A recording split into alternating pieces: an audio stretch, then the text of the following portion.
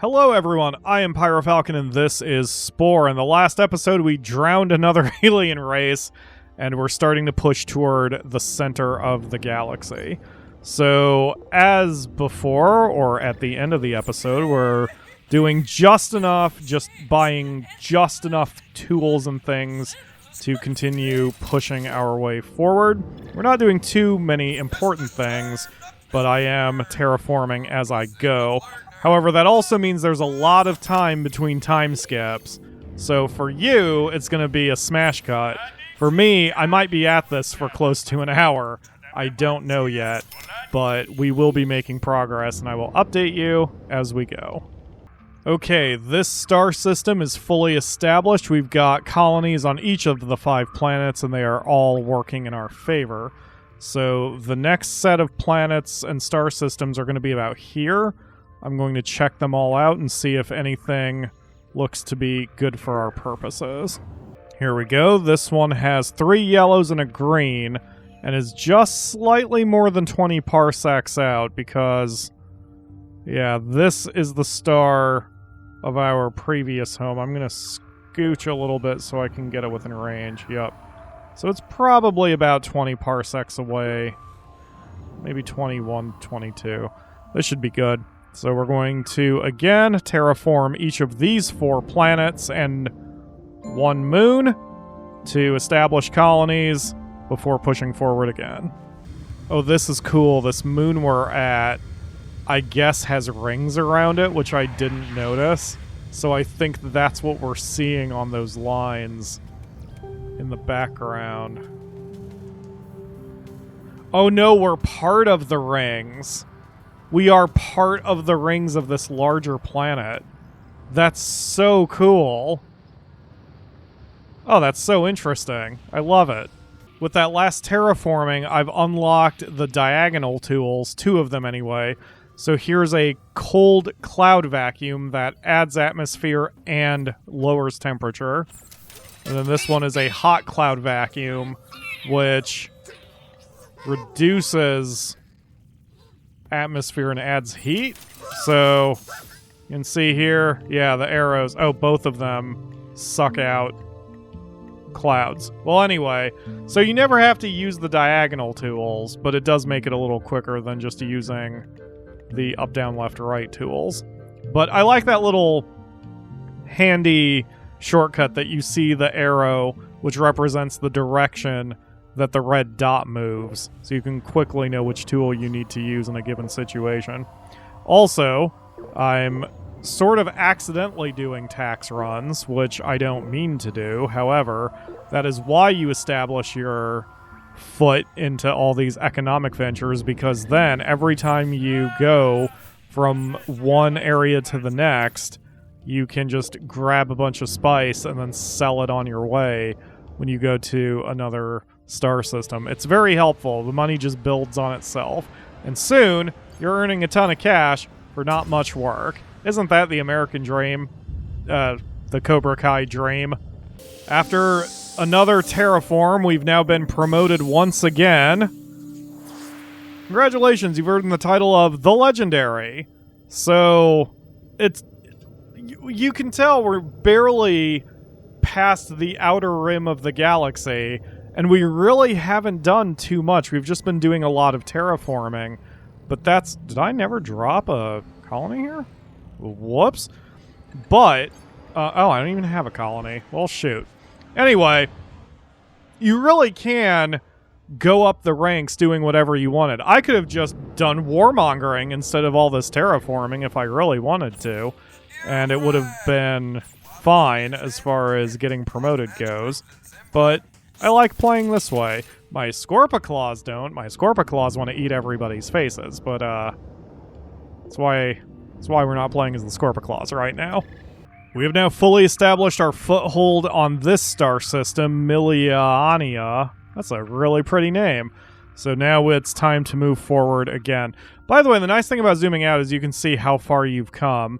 Here's our home planet, indicated by the home, obviously. So we don't have too many star systems. We only have 6 total. We are quite a ways away from the center of the galaxy, but Also in the top left, how it says colonize one more star system, we're going to have another big overall mission when we do this. And if we look to about 20 parsecs away, let's see what this big bright white one is called Emerg. And if that isn't good enough, I will look around for a worthy successor. I had to take an emergency trip home due to a bio collapse, or a near bio collapse. So while I'm here anyway, we may as well cash in the mission we did. Well done! With 7 stars to our name, we Pinkpunk have built an interstellar empire worthy of respect. But we can't stop just here. There's so much left to explore. Think of all the empires we haven't met yet, and we still don't know what's happening at the center of the galaxy. We reached our goal of controlling 7 stars. It's your choice where to go from here. Okay, so I don't think... Yeah, he doesn't want me to do anything else for now. Alright, so that's fine. I'm looking at the tools to see if there's anything I should grab, but I think we're okay. So one of the... Oh, the interstellar drive. Cool. That is something I want. So I haven't shown much of it because it hasn't really mattered. But one of the nice things about the game, one of the nice designs, is you can preview the upcoming tools, and then you can see what you need to get there. So to get the Interstellar Drive 4, we need the Frequent Flyer 4 badge, or the Gopher 3 badge. So we can look up what those badges do. Oh, hold on a minute. These are very critical times. It seems all the galaxy is abuzz with tales of the Groks, and most of them aren't pretty. We should investigate these guys and find out what they are up to. Establish contact and report back. Intelligence seems to indicate they occupy the area near the center of the galaxy. Head in that direction, you should have no trouble finding them if they don't find it you first. Okay, so that's what we need to do. We just need to find the Groks. Meanwhile, let me... Okay, I've already forgotten what I'm looking for. Hold on a minute. Frequent Flyer 4 or Gopher 3. So if you go to your collections and then badges, you can look up all the badges in the game. Let's see, are these alphabetical? They are alphabetical. Okay, so Frequent Flyer, we've done 542 jumps and need 800. Or we can do the Gopher badge, which is 5 delivery missions, which I don't care about. So when you find a badge you want to track, you can click it, and you can see the little dealy-doo icon in the corner. So now you can see your progress over here on the left, which is nice, because that is the next tool I desperately want. The rest, I mean, and even with this, it'll come as it comes. I could just sit there and run back and forth between 2 systems until I get it, but that's boring, and there's so much more I can do and need to do. So we're going to go on a quick mini tax run here as we get back to the star system I was working on, continue terraforming it, and then push forward from there. Another star system is fully established, and it looks like we've got neighbors. Pay us 550,000 and maybe we'll turn our new advanced weapon system on someone else. He looks like a demented headless horseman. Yeah, anyway, go fuck yourself. Alright, so we're gonna keep pushing forward. Also, wow, we have so long to go. Another thing that you can see for our overall progress, down here on this thin bar, this shows how far you are from the center of the galaxy. So here's our home, and I'm not sure how far away that is, but you can see here we are 4,332 parsecs away from the center of the galaxy. We have a lot of distance to cover. That's another reason why I'm only going for T1 scores rather than T3. So we have, especially if I'm going 20 at a time, that's another 200 200 colonies or whatever we have to establish. It won't be quite that bad, but we are on the outer fringes and we've got a ways to go. So let's... The other thing is, if you zoom completely out, you can see how the galaxy has arms, basically.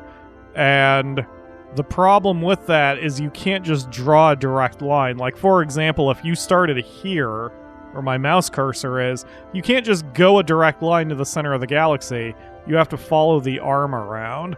So luckily, it looks like we can probably jump it right about here. Maybe? Oof. Either way, we've got a ways to go. So we're going to go about 20 parsecs rather than going in a straight line, because you can see right here there's a gap of no star systems. So rather than going 20 parsecs directly toward the center, we're going to go 20 parsecs. Let's see, that one's 16. Let's go to this little batch right here. And then from here we might be able to do a straight line toward the center. So, yeah, we'll try Priuscus. And if that's not worthy, we'll keep going. We are now 20 parsecs closer. Although, according to that distance, it's more than 20, so I'm a little confused. But who cares? We're closer is the point. And yeah, we're making our way there.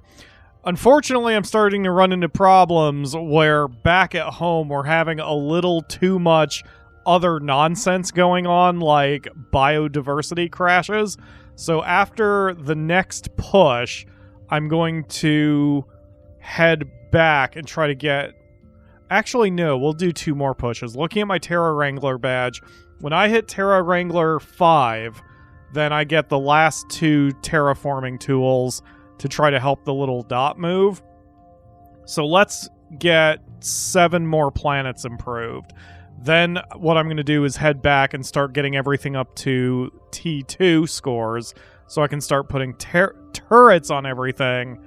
And also, we're going to start putting biodiversity thingies. What are they called? The bioprotectors on every planet. That way I stop having to run back and forth so much. But for now, let's go... It looks like I could probably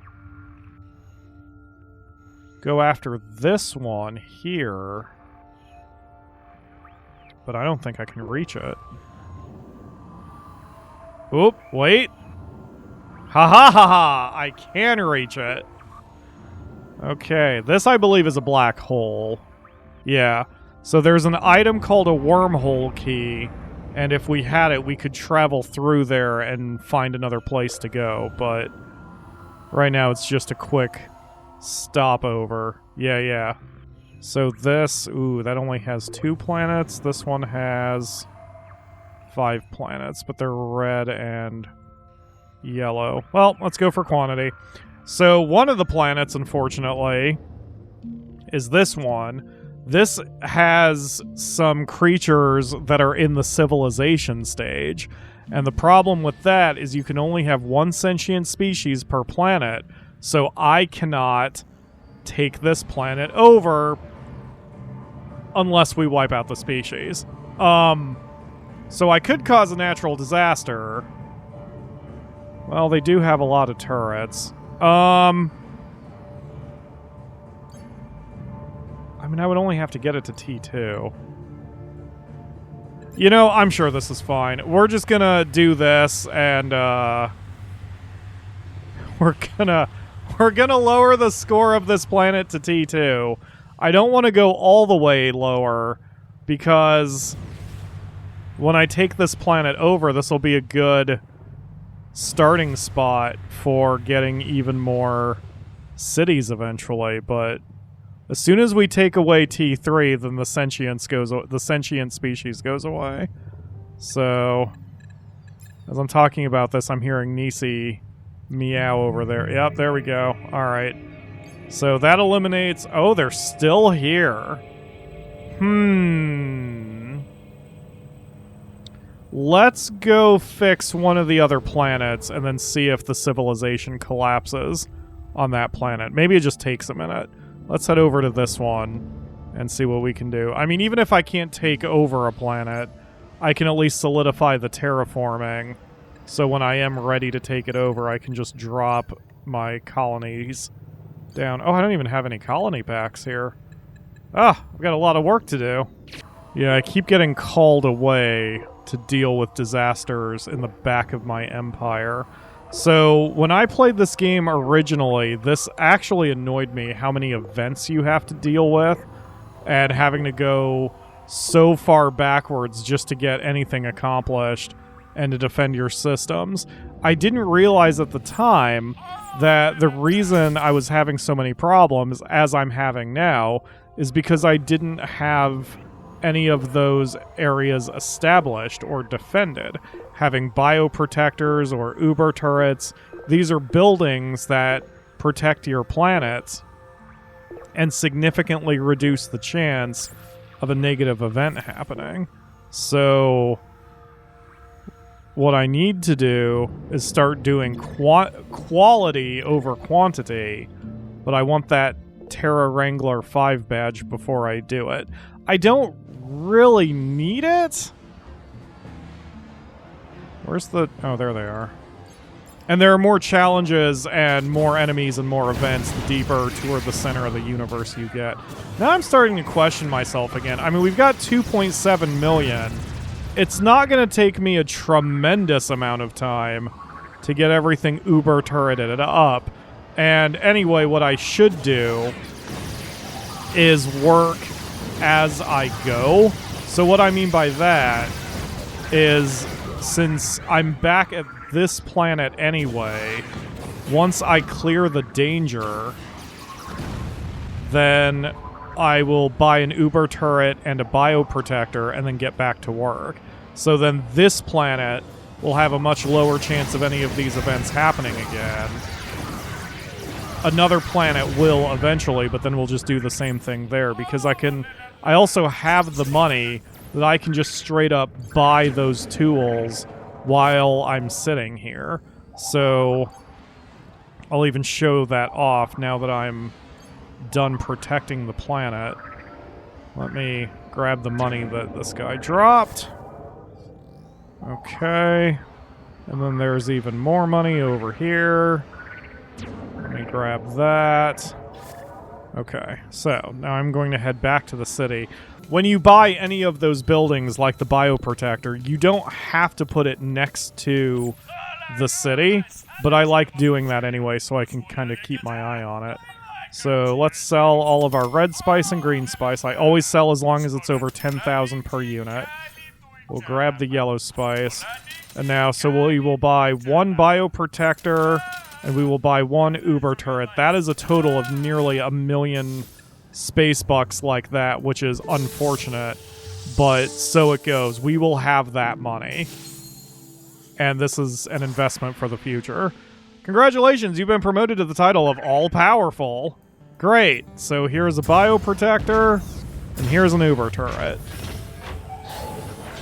So now there is a much lower chance that there is going to be a bio collapse, and a much lower chance that any pirates will come attacking. So the next thing I could do is start getting everything up to T2 in scores, and then I can put normal turrets in every city. However, that will get very expensive and time-consuming, and I really don't want to do that right now. I want to keep pushing forward, and if I am in a position where I really am not making that much advancement, then I can slow down and start worrying about getting all these planets up. But we're making enough money now that it doesn't really matter. We're doing fine as we are. I mean, I sold all that spice, and I wound up making a profit. I'm back up to nearly 3 million. So, money, you get and lose fortunes very quickly. My allies may even wind up having those same tools for sale for less, and if they do, that can help me kind of outfit all of my planets as we go. Yeah, see, now I'm being attacked elsewhere. Now we've got more dangers in the back. And that's what I'm saying. Like, these events happen, or feel like they happen, way too frequently. But from playing on my own before, I can tell you that once you start defending your towns and having actual point-based defenses everywhere, then this doesn't happen very often. It's just happening a lot right now because I didn't take the time to defend anybody. So we're gonna head over to Prozen and again defend it. I've got some better missiles now as well. That was something. Oh, I showed up and they immediately ran away. Okay, good. So now again, I'll take the Force Green Spice. Please give me a Bioprotector and an Uber Turret. There it is. Yeah, the Uber Turrets are a bit pricey. That's what's really hurting me right now. But anyway, we're going to head over here, drop off the Bioprotector, drop off the Uber Turret, and now this planet is better protected. So very slowly as I go, the planets behind me will continue to be protected. And when we're ready to really push forward, which is going to be when we find the Grox, then I will slow down, take my time, and get every planet behind me secured. Because if I don't do that, all I'm going to be doing is running back and forth for hours at a time, and it'll drive me insane. But anyway, that's all I've got time for today. Next time we will continue our push toward the center and hopefully make a little bit more progress. Thank you all very much for watching. I will see you again tomorrow for another episode.